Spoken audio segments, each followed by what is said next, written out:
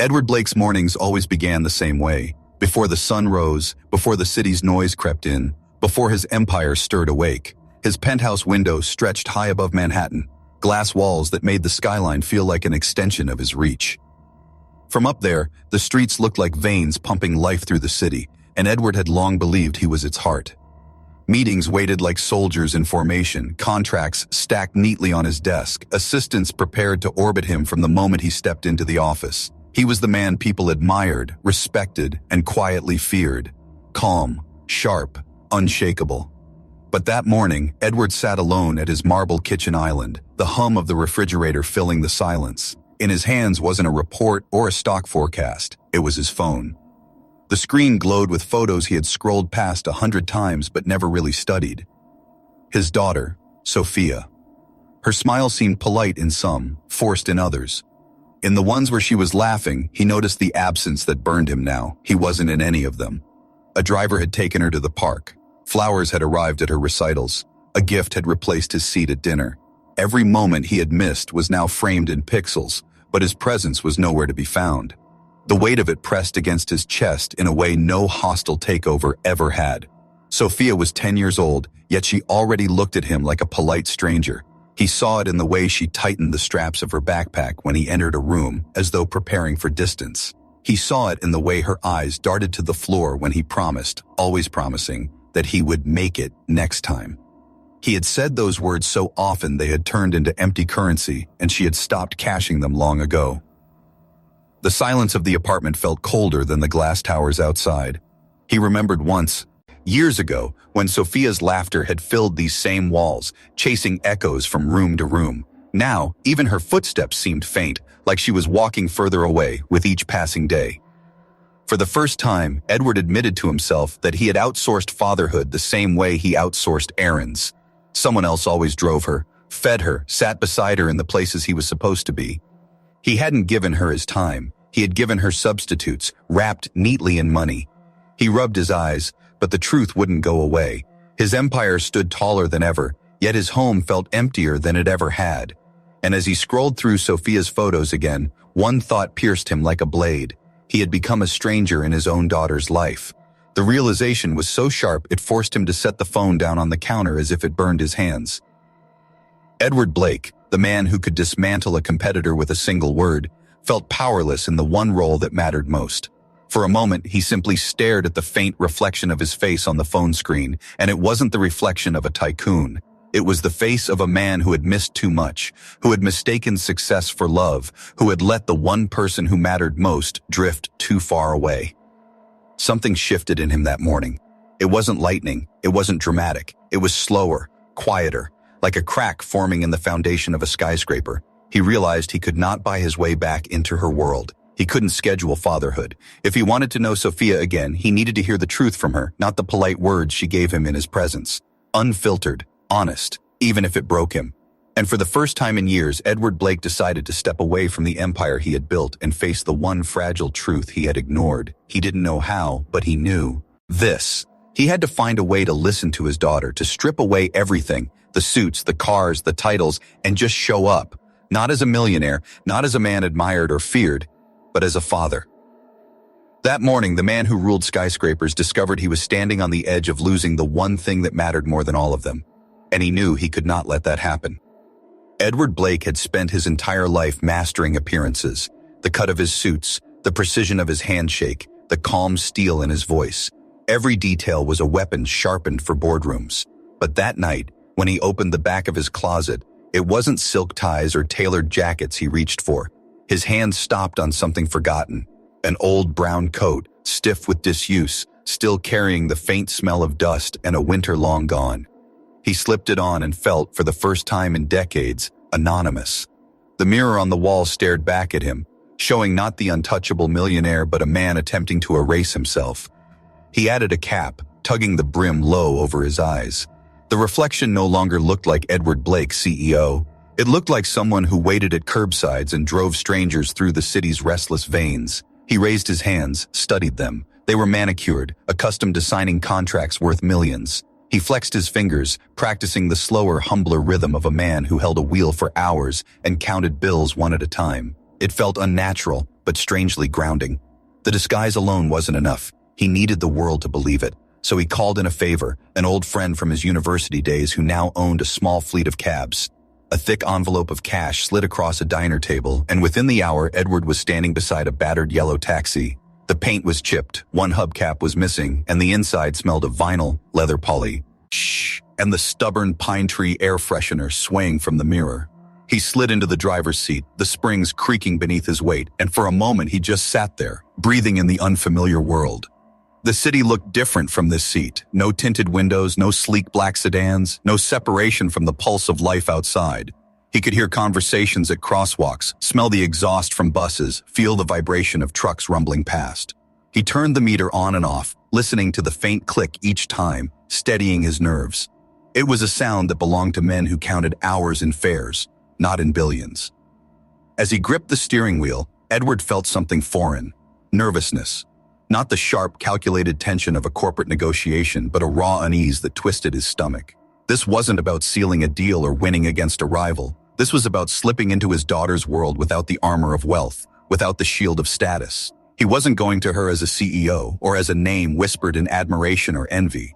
He was going as a stranger she might trust enough to tell the truth. He rehearsed his voice, lowering it, adding a faint gravel as if years of city driving had roughened it.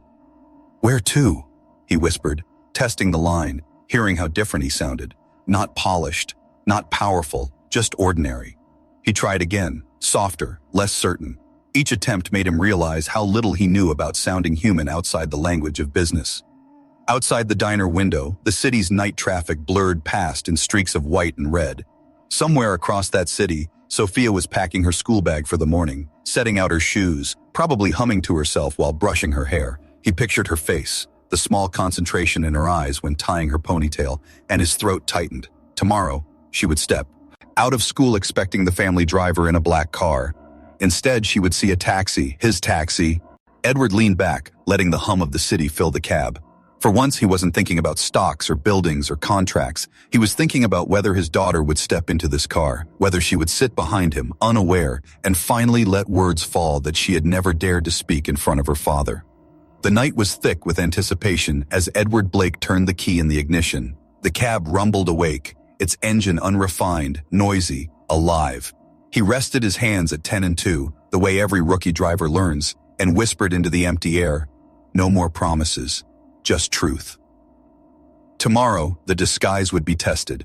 Tomorrow, the man who ruled skyscrapers would lower himself to a steering wheel and wait for the most important passenger of his life, his daughter. The next morning, the city awoke in a haze of golden autumn light. Cars lined up outside the school gates, idling in neat rows. Parents leaned across passenger seats, calling last-minute reminders. Children spilled onto sidewalks with backpacks bouncing, their chatter rising above the hum of engines. The air smelled faintly of sharpened pencils, asphalt warming under the sun, and coffee cups clutched by weary mothers. Edward Blake sat among them, but for once, he wasn't the man in the glossy black sedan with tinted windows. He sat behind the wheel of a scuffed yellow cab, his cap pulled low, hands fixed at 10 and 2. The vinyl seat clung faintly to his palms, and the pine air freshener tapped gently against the windshield with each draft from the vent. The disguise had worked, at least he hoped it had. Nobody was glancing twice. He was just another driver waiting for a fare. From his vantage point, he watched the life he had always missed play out on the curb. A father tied his son's shoelace before giving him a quick hug. A mother smoothed her daughter's hair and pressed a kiss to her forehead. Groups of children shouted across the crosswalk, calling out plans for soccer practice or movie nights. It was ordinary, but to Edward it felt like a language he had never learned. The rhythm of family life had always happened somewhere just out of reach. His eyes fixed on her, Sophia, small shoulders squared against the weight of her backpack, her ponytail slightly loose from rushing, steps careful as she left the school building. She looked older than 10 in the way she carried herself. Serious, quiet, a little apart from the noise around her. A teacher bent down to say something to her, and she nodded politely without smiling. Edward's chest tightened. That absence of joy, that guarded expression, it was his doing. As she walked toward the curb, Edward rehearsed what little he could. A gentle honk, a nod, nothing more. No scripts, no pretense, just a driver waiting. His heart hammered as he tapped the horn once. Soft, forgettable. Sophia froze, scanning the row of cars. No sleek black sedan, no familiar driver, only a worn taxi with a stranger behind the wheel. She hesitated, adjusted the strap of her backpack, looked back at the school doors as if expecting someone to call her name. The moment stretched long enough to make Edward doubt everything. What if she didn't get in? What if she walked away, waiting for the driver who wasn't coming? His throat closed, his palms slick against the wheel. Finally, she stepped forward. The world around Edward seemed to blur. The chatter of parents, the laughter of children, even the whistle of the crossing guard faded into the background. All that remained was the sound of the taxi door handle clicking open. She slid into the back seat, the vinyl squeaking beneath her weight. The smell of crayons and faint shampoo drifted forward, more powerful to Edward than the scent of any boardroom cologne. Sophia sat quietly, her backpack clutched to her knees. Her lips were pressed thin, her face serious, her gaze set firmly on the window. Edward risked a glance in the rearview mirror. Her reflection stared back at him, small and composed, but he could see something deeper in her eyes, something she had never dared to show him directly. "Where to?" he asked, lowering his voice into the rough, steady tone he had practiced. She gave the address without hesitation, as if she had spoken it countless times before. Her voice was clear, automatic, almost rehearsed. Then silence fell, heavy silence, the kind that filled the cab until even the hum of the engine felt loud. Edward gripped the wheel, his knuckles whitening. This was it, the beginning. No skyscraper had ever made him tremble like this moment did. His daughter was in the back seat, unaware of who he truly was, and for the first time, he had a chance to hear her without filters, without polite distance. The cab rolled away from the school gates, blending into the river of traffic. Parents called after their kids, voices fading in the rear view. Sophia pressed her forehead lightly against the window, watching other families disappear in the distance. Edward swallowed hard, steadying himself. Every second of this ride would matter. For the first time in years, he wasn't Edward Blake, the man who ruled skyscrapers. He was a taxi driver. And in the fragile silence of that cab, he was closer to his daughter than he had ever been before. The cab rattled forward, merging into the steady pulse of late afternoon traffic. Edward's hands gripped the wheel as if it were the only anchor he had left. The city stretched around them, corner shops flashing neon, buses groaning to stops, bicycles darting between cars. From the driver's seat, everything felt sharper, more exposed. Every sound, every glance mattered because in the back seat sat the one person whose truth he was desperate to hear. Sophia sat stiffly, her backpack hugged to her knees like a shield. She pressed her forehead against the window, watching the blur of buildings pass by.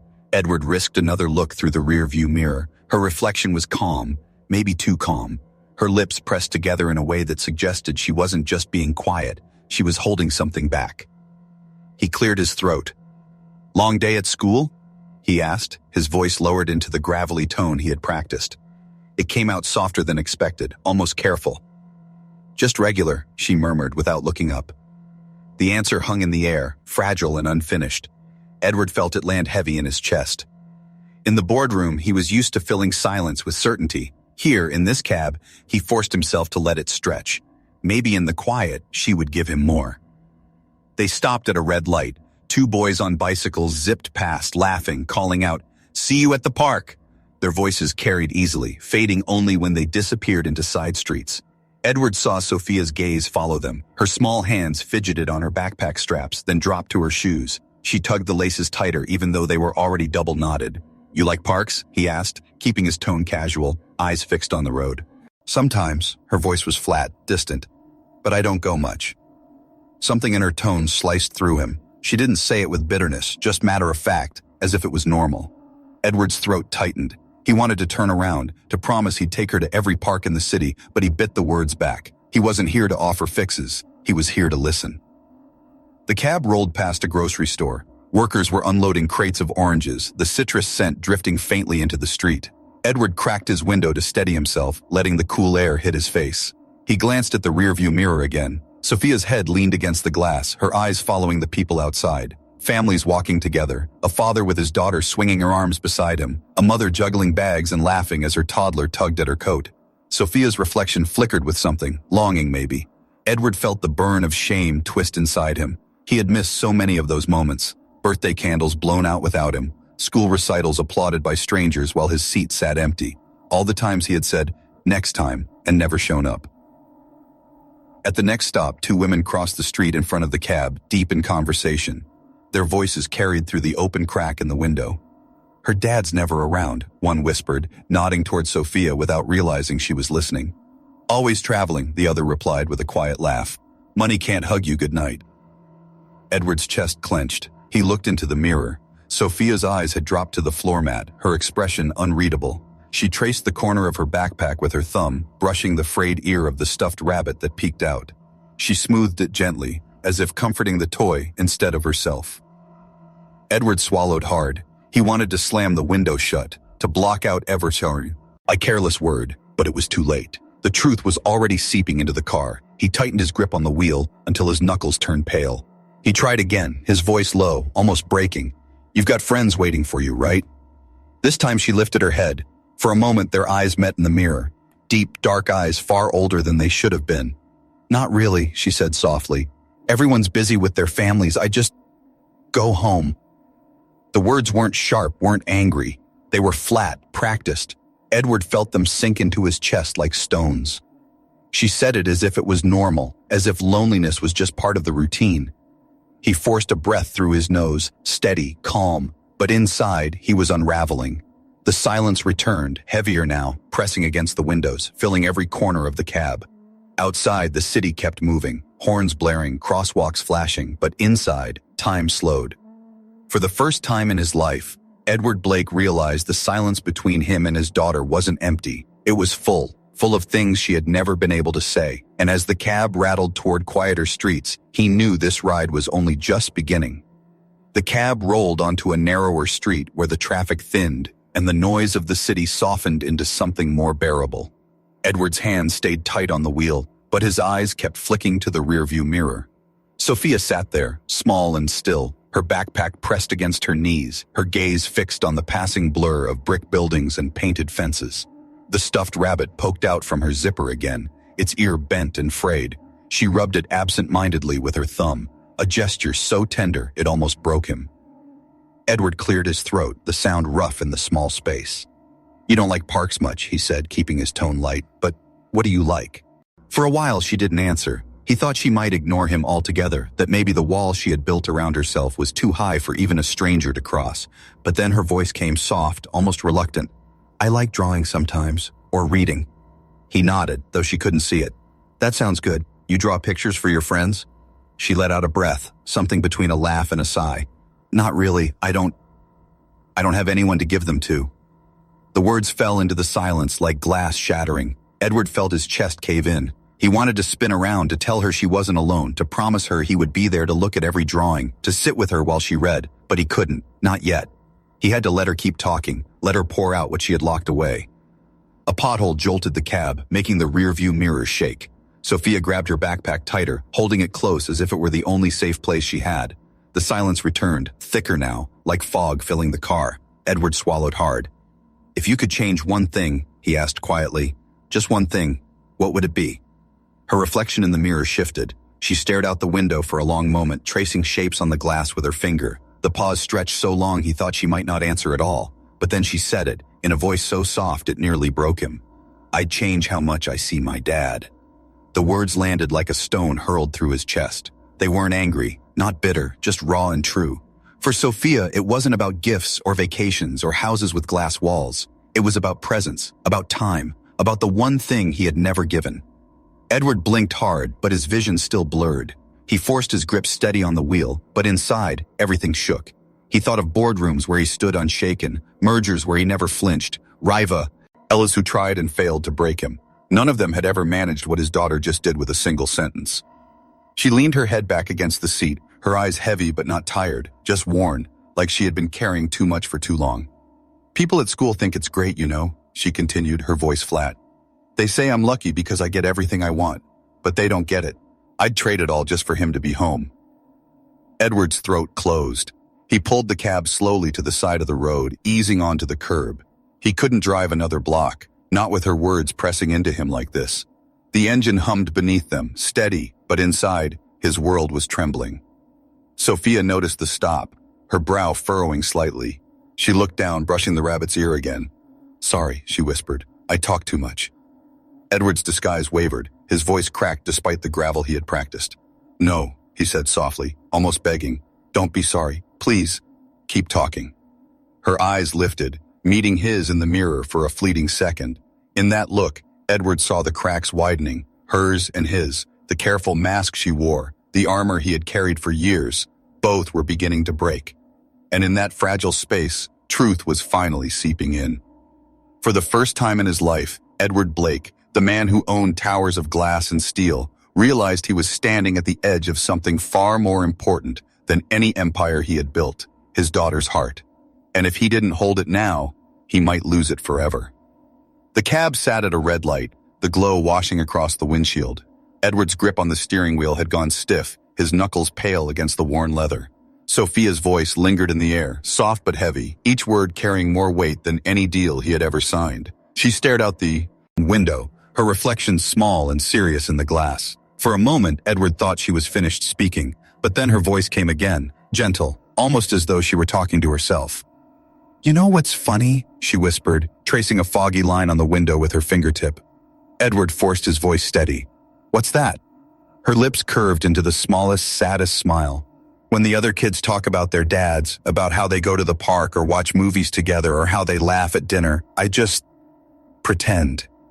The words pierced him deeper than he could bear. He swallowed hard, the back of his throat burning.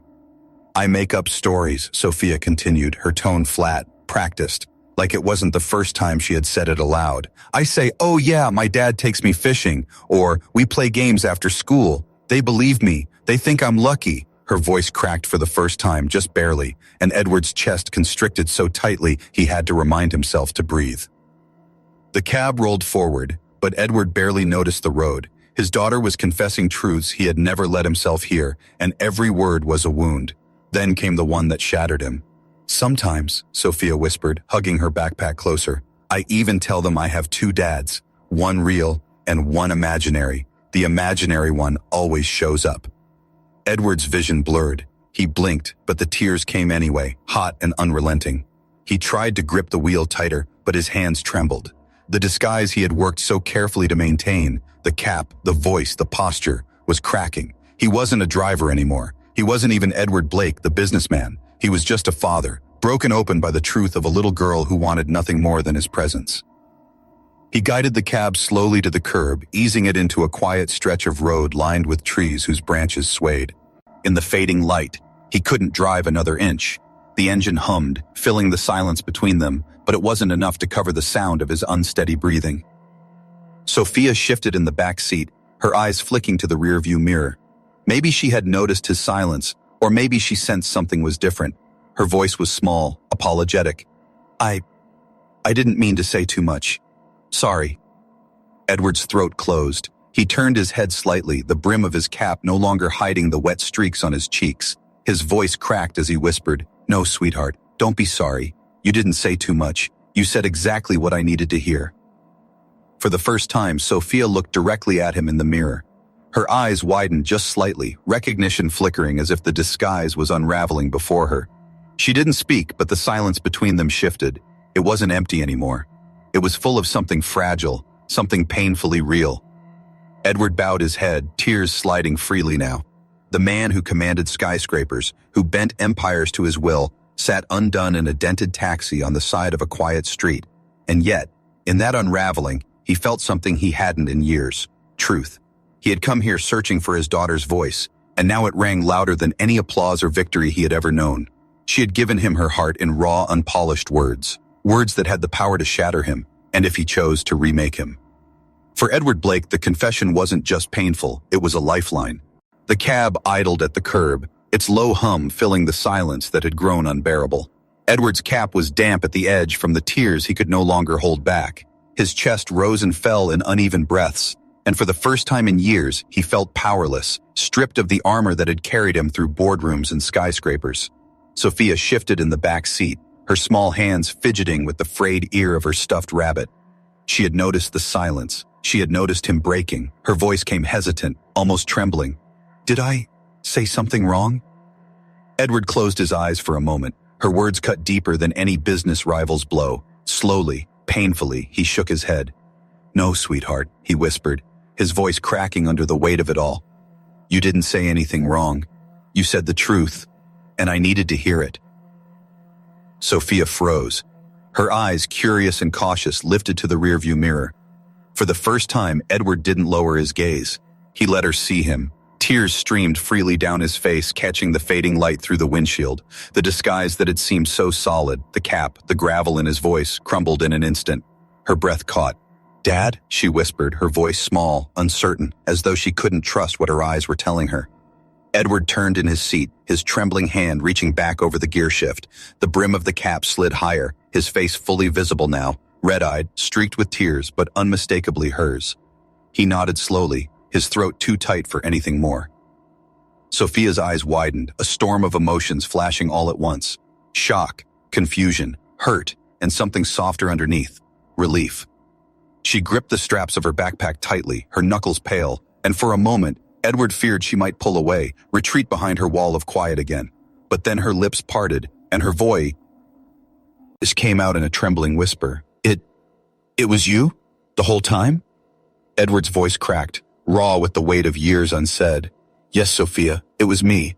I needed to know what you really felt when I wasn't standing there in a suit, pretending I had it all figured out. I needed to hear the truth from you." For a heartbeat, neither of them moved.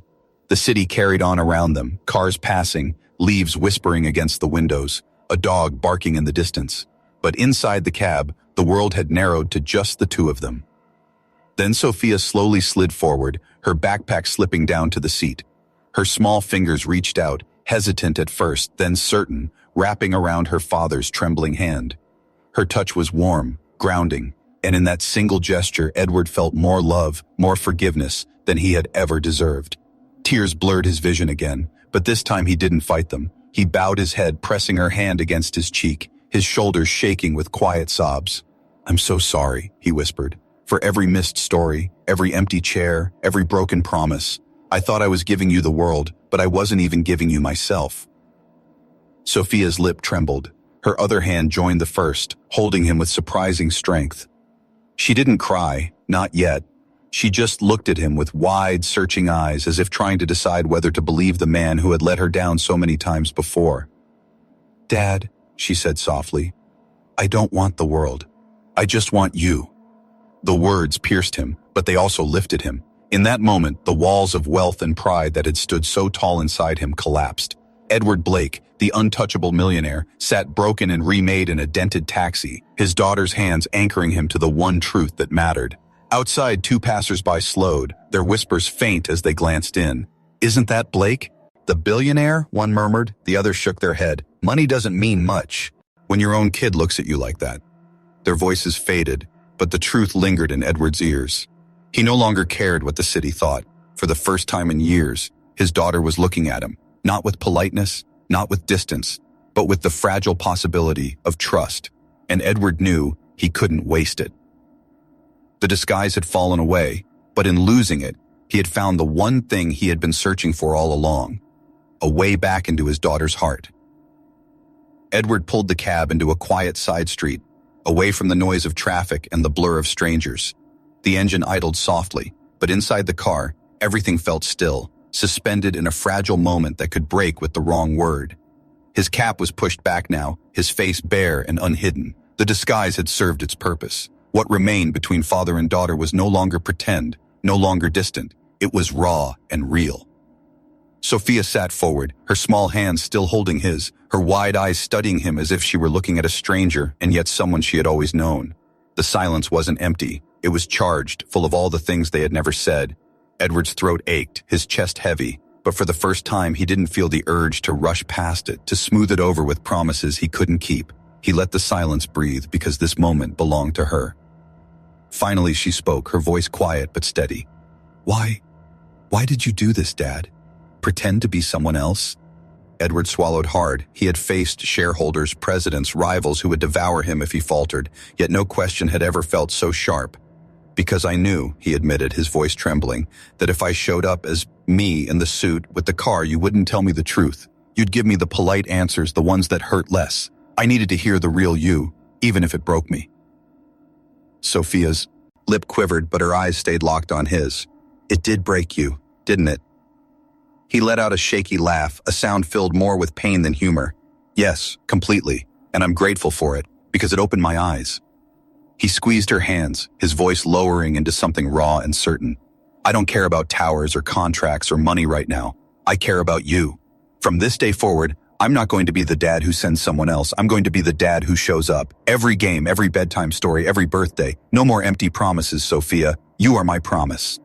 Her eyes searched his face, looking for cracks, for doubt, for the hollow ring of words she'd heard before. But what she found instead was vulnerability, the sight of her father, powerful in the world, undone by her truth. Slowly, cautiously, her lips curved into a smile. Small at first, hesitant, but then wider, brighter, until it softened the entire cab. That's all I wanted, Dad, she whispered. Just you.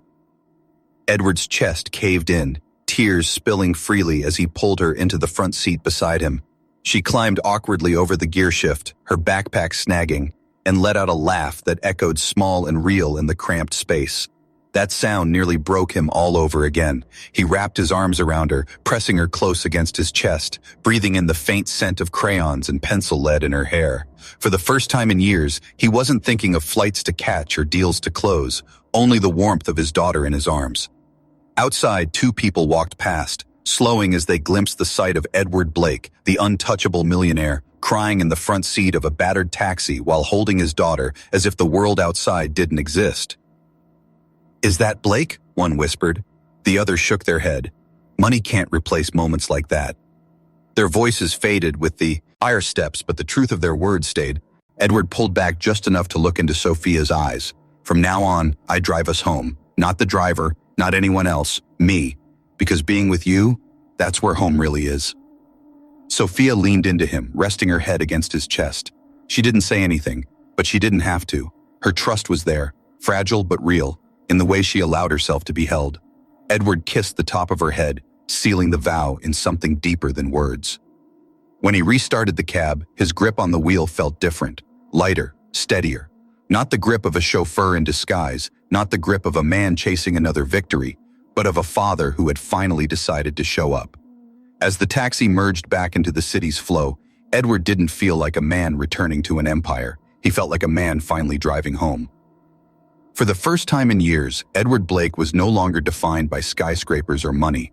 He was defined by the little girl beside him, the one who had broken him with her truth, and in doing so, had saved him. And in that quiet, Edward finally understood the one lesson he had overlooked his entire life. Time, not fortune, was the greatest wealth a father could give.